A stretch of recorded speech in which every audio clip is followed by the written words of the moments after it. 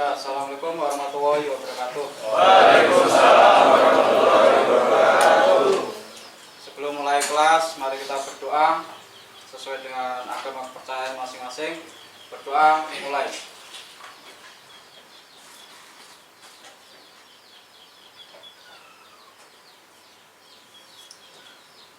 Selesai. Hari ini rencananya cuma perkenalan dan itu administrasi, pencatatan administrasi. Nanti siapkan berkas asli dan fotokopi. Seandainya belum ada ya berarti seadanya dulu. Selamat bergabung dengan LPK Yanun. Jadi di sini nanti ada 3 hal yang akan diajarkan. Yang pertama, kepintaran itu mesti diajarkan. Orang tujuan kursus kan pengen pintar kan. Pintar. Tapi pintar saja juga tidak cukup ya. Loh Pak, kuliah aja kok harus pintar, kenapa? Kerja di Korea kuli kok harus pintar-pintaran. Itu ada yang protes gitu ya.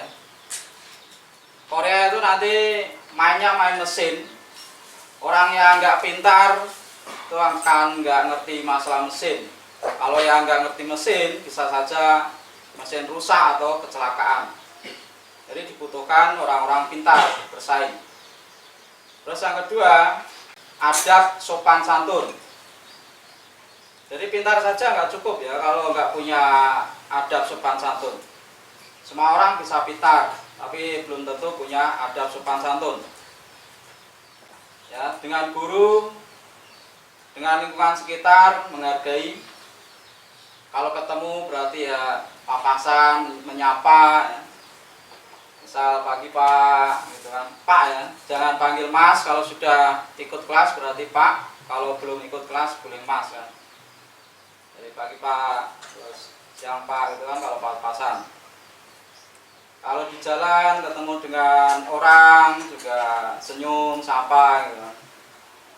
Tuh, sopan santun. Misal ada yang protes, lah Pak, ngajar ya ngajar saja Pak, kenapa harus dikasih bahas yang lain-lain? Nah, itu orang-orang yang nggak ngerti ya. Jadi di samping itu sopan santun juga perlu. Kalau misal yang di mes mau pulang berarti pamit yang benar gimana itu sopan santun. Terus yang ketiga, kepekaan, peka dan cerdas. Pintar, sopan santun, peka atau cerdas. Peka itu maksudnya gini, misal ada melihat ada kotor atau apa langsung cakcep. Kalau jalan berarti ya cepat, pali-pali. Jangan kok malah nyantai terus nggak ngerti apa-apa gitu. Di sana butuh orang-orang yang cepat, berpikir juga cepat. Peka, terus mental juga harus kuat.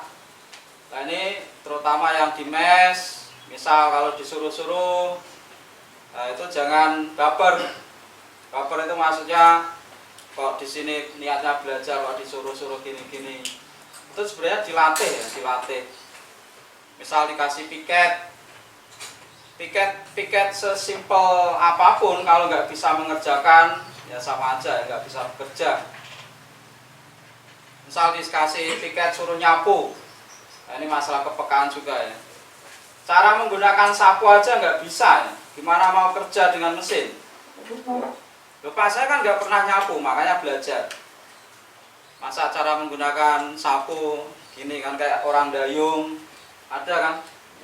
Terus ada alat, ada sapu malah diambil pakai tangan, itu juga ada. Nanti bisa dilihat orang-orang seperti itu kan. Jadi orang harus cerdas, peka. Kalau dimarahi, nggak boleh baper, nggak boleh dimasukkan ke hati. Nanti kalau model gitu ya dimarahi mandor, telatan, datang telat, dimarahi, nangis, masuk kamar, minta pulang.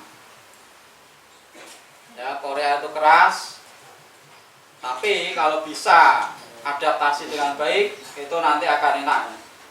Kalau ada yang bilang yang sudah sampai sana Korea tak seindah foto profil, itu mungkin kurang ya, kurang tepat. Kalau memang tasnya indah harusnya mereka pulang. Tapi kenapa mereka nggak pulang? Berarti kan sebenarnya kan indah, cuma tinggal kita menikmatinya. Ini kesempatan kalian untuk merubah nasib ya, merubah nasib. Kapan lagi kalau bisa ke Korea kan? Berarti harus diperjuangkan. Nah, gimana caranya pintar nanti? Harus fokus ya, diusahakan maksimal. Setiap pelajaran harus diamankan kalau bisa. Misal sedang membahas bab 3 terkait ruang kelas, kosakatanya apa saja harus hafal. Target minimal itu cuma hafalan, itu minimal. Kalau hafalan aja nggak bisa, gimana mau menyusun kalimat-kalimat pendek ngomong? Orang itu harus berusaha, nggak ada orang yang tidak pintar itu nggak ada. Mungkin kurang berusaha aja. Yang biasanya sering begadang nggak jelas, berarti diusahakan dikurangi. Yang game nggak jelas, dikurangi, fokus dulu selama kursus. Baru kalau hari libur mau nge-game mau apa bebas. Soalnya apa? Nanti kamu mungkin nggak akan ada kesempatan untuk mengulang lagi. Loh Pak, kok bisa? Soalnya di sini itu kelas selalu penuh ya. Kalau dulu emang cuma dapat murid 15, 10 orang, berarti bisa ikut masuk lagi, ngulang lagi. Tapi sekarang penuh. Dan itu yang ingin saya sampaikan tadi. Amankan setiap pelajaran, setiap bab. Misal sehari 1 bab, itu kan nanti di malamnya dipelajari, diulang-ulang. Kalau si A kok pintar, dia belajar cuma setengah jam cukup. Saya kok kurang pintar, berarti saya harus durasinya diperlama. Misal setengah jam, nanti setengah jam lagi sampai bisa. Terus jangan berpikiran nanti kalau bisa juga nanti akan lupa ya kan? Nanti pasti kalau ada ujian juga lupa lagi, kelas selesai juga lupa lagi. Pasti ada yang berpikiran seperti itu salah ya. Orang kalau sudah pernah ingat, mau dikeluarkan itu nanti gampang ya.